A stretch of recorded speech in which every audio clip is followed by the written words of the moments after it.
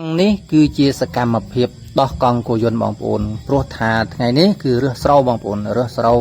ព្រោះរួចអស់ហើយឥឡូវនោះនៅតែរើសទេបងប្អូនបាទ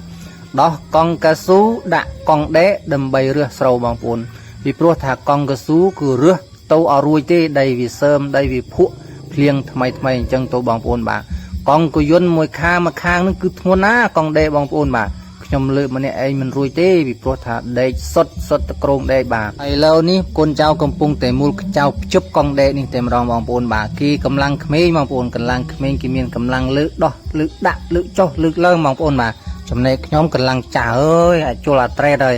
លើកមិនរួចទេបងប្អូនអើយមានតែសង្ឃឹម